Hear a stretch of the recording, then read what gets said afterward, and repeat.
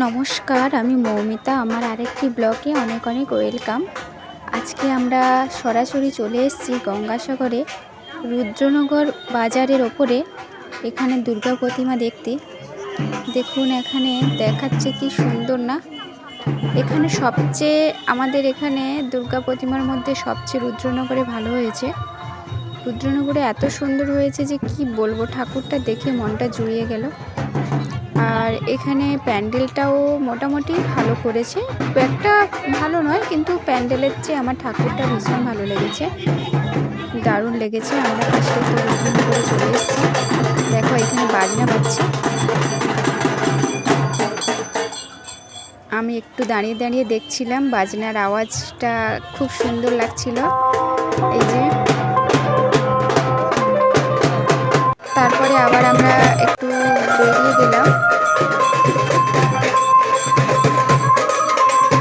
সবাই এখানে দাঁড়িয়ে দাঁড়িয়ে দেখছিল, বাজনাটা ওরা ভালো বাজাচ্ছিল। এবার আমরা অন্য একটা জায়গায় মেলা প্যান্ডেলে চলে এসেছি। এখানে শুধু লাইটিংয়ের বাহার। এই যে আমার পিসি এখানে, আমি এখানে চলে এসেছি। এখানে শুধু লাইটিংয়ের বাহার, এত সুন্দর লাইট করেছে না, ভীষণ ভালো করেছে। এই পিসি এখানে একটা দাঁড়িয়ে ফটো তুলে নিল। এই লাইটিংগুলো খুবই সুন্দর। এই যে দেখো কি সুন্দর করেছে।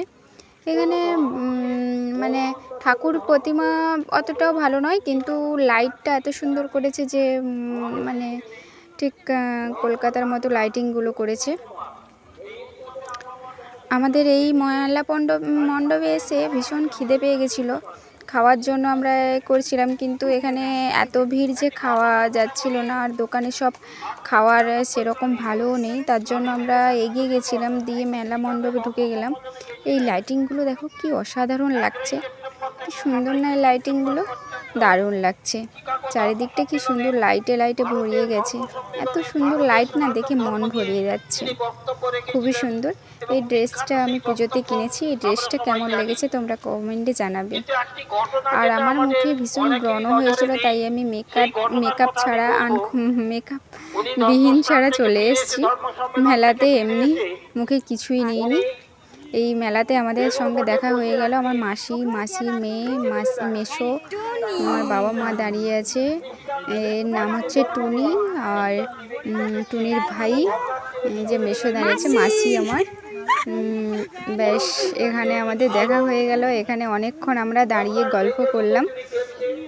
গল্প করার পরে আমরা একটু ওই মেলা মণ্ডপের দিকে এগিয়ে গিয়ে মানে ওখানে ফুচকা খাওয়ার প্ল্যান করছিলাম, কিন্তু তার আগে দেখলাম যে এখানে প্রতিমাটা কেমন হয়েছে। এই যে দেখো কি সুন্দর হয়েছে।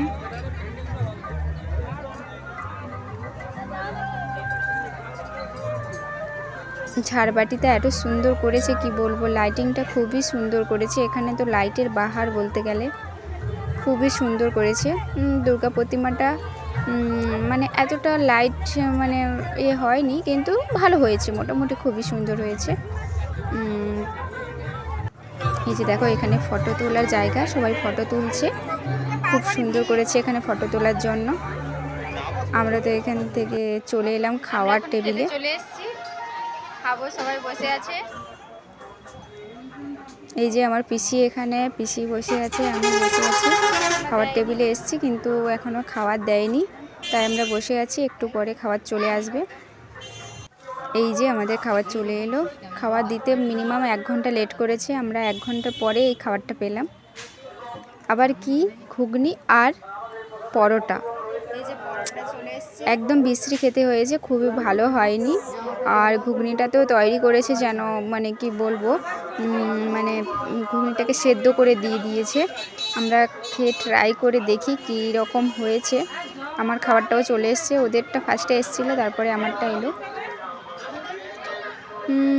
মোটামুটি ভালো লেগেছে, আমার জন্য খুবই ঠিক আছে, কিন্তু ঝাল নেই, কিছু নেই, দারুণ লাগছিলো। ফার্স্টে অনেকক্ষণ খাইনি তো, তার জন্য ভালো লেগেছিলো, কিন্তু তারপরে এখান থেকে খাওয়া টাওয়া করে এখান থেকে তো কিছুই নিইনি, যে খাচ্ছি। এখানে আবার একটা প্যান্ডেলে ঢুকে এলাম। এখানে একটা প্যান্ডেল করেছে ময়ূরের ভেতর দিয়ে সবাই ঢুকছে।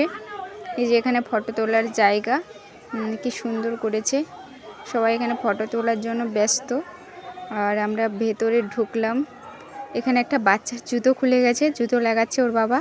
আর হাতে দেখেছো সেই ইয়েগুলো, আমার এগুলো খেতে ভীষণ ভালো লাগে।